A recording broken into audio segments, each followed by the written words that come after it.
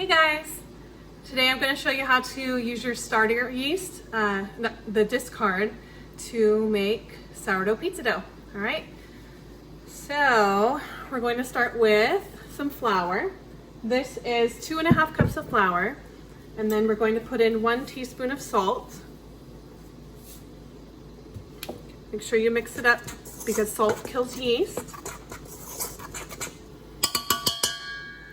All right, now our starter, our sourdough starter is starting to look like this. We need 1 cup of this, and I've already actually separated out my 4 ounces and fed it, and it's already getting bigger over here. And it started out as 4 ounces. So we need about 1 cup of starter. That's about 1 cup right there.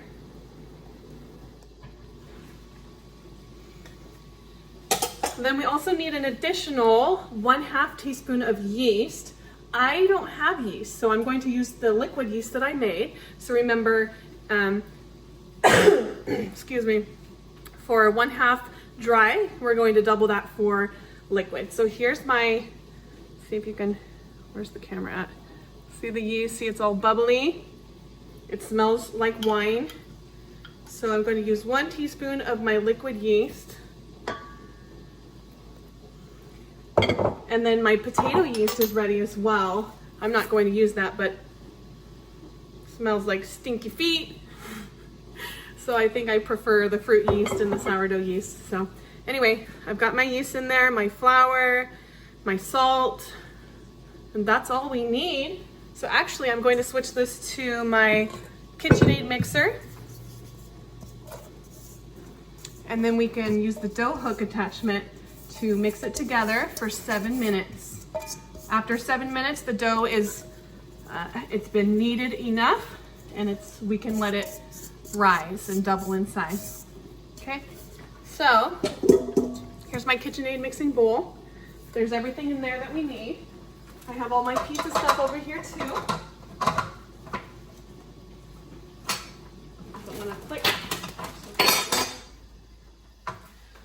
All right, so this is the dough hook. This is what we use to make dough. So like breads.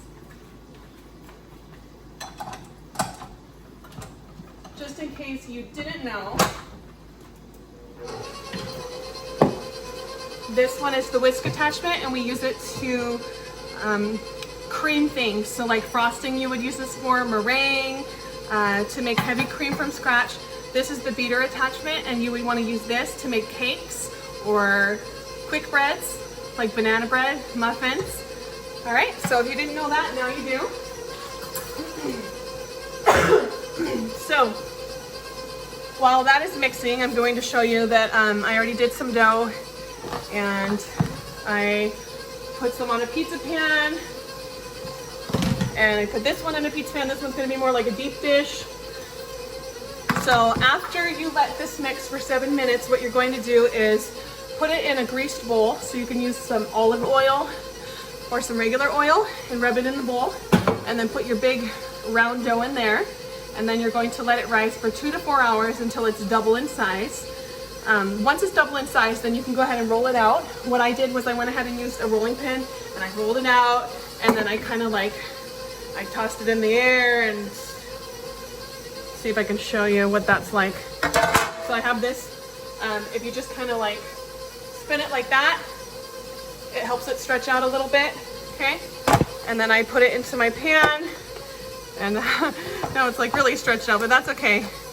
So then you kind of just like push it into your pan, make it the shape that you want. I could show you how to do some stuffed crust if you like. I think that's what we'll do for this pizza. So, and then you just let it rise until the crust is as thick as you like. So you can let it rise till it's double in size. You want to set the oven to 450 degrees.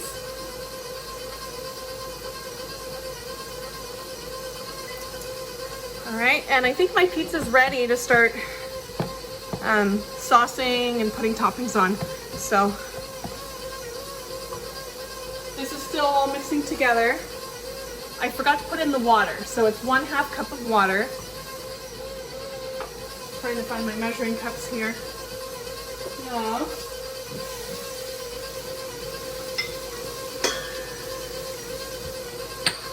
right, so the water's important. Don't be like me and forget it.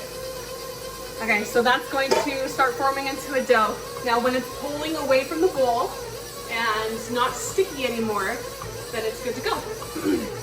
Okay, so for the sauce, I happen to have some marinara, so I'm going to put marinara sauce on the bottom. I'm gonna push it out. I'm gonna even out the bottom and make it look the way that I want. Okay, push on it a little bit. Okay. Now I'm going to put the marinara sauce down. If you have a pizza sauce spoon, ladle, that's very nice, but I don't, so we're just gonna do the best we can with what we have. That's what coronavirus cooking is all about, right? Totally. Okay.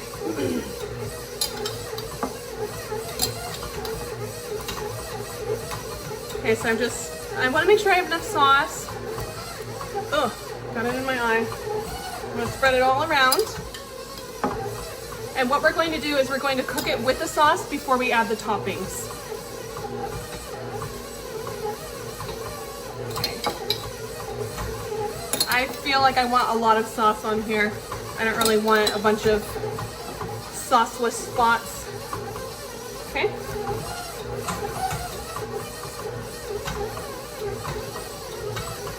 Okay, so I'm gonna pour a little bit more in. I've used about half the jar. It's kind of hard to do this when I'm trying to show you, so.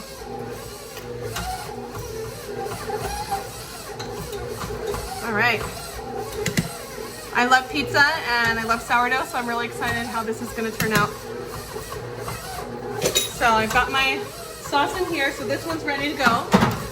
My other pizza, I wanna make like a chicken pizza. That's my favorite, so I'm going to put some olive oil on it.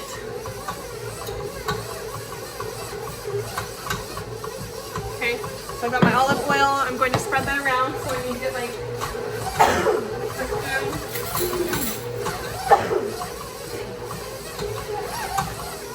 Okay, so I'm going to spread this around with a spoon. Got my olive oil.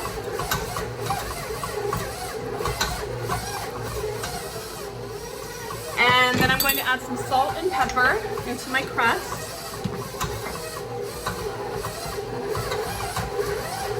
So it has some nice seasoning going on. I need 2 hands for this one.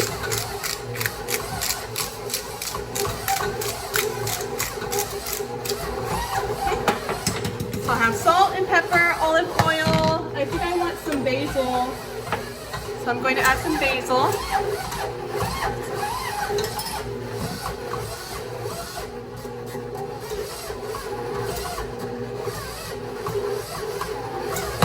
All right, now you can hear that the machine is struggling, so let me see what's going on there. It's been 8 minutes, so about 7 minutes of this, so it's ready to go.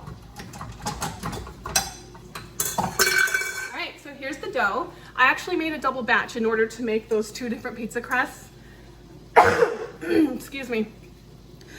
So this will only make 1 big pizza or 2 small pizzas, okay? So if you want more, make a double batch. If you have more starter dough, perfect. You can add that starter yeast dough in 2 cups instead of 1 cup, okay? So let me find a bowl. Something like this will do.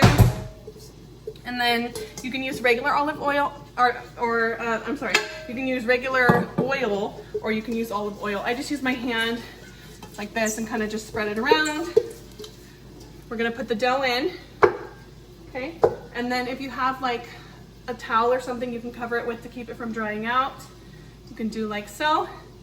And then just put it in like a warm place where it can double in size. So remember, this first rising, what's called proofing. First proofing we're going to do can take 2 to 4 hours, okay? And then once it's done, either make 1 crust out of it, or if you made a double batch, you can use a knife to cut it. You don't want to pull it because that'll break the gluten and that'll decrease the ability for it to rise properly. So make sure you use a knife, cut it, roll it out, and then you'll have something like this. Okay? So I think my chicken is done cooking. I like chicken on my pizza, so here's some chicken. I cooked it in some butter, some garlic, salt, pepper, rosemary, and oregano. And now I'm going to let it rest before I cut it. If you cut your meat before you let it rest, all the juices will come out and then it will end up dry. So always make sure to let your meat rest, okay? So I'm going to pop these into the oven. They need to cook for, let's see, 10 minutes with just the sauce, okay? So after it's cooked 10 minutes with the sauce, then you're going to add the toppings, and you can cook it an additional 10 minutes or however long it takes, okay? So the toppings that I'm going to add to my marinara pizza are pepperoni, salami, I've got mozzarella, and then for my chicken pizza, I'm going to add chicken. I'll cut that chicken up and add that. I've got some artichoke hearts. I also cut up some zucchini. So I made little zucchini rounds. I'm gonna add those on the pizza as well. And I think that's it. I don't have anything else out. So that's what the pizza will be. And I will take photos and post them once that's done. And so you can make your pizza however you want, add whatever toppings you want. And I hope that this helps you with your excess discard yeast. All right, good luck.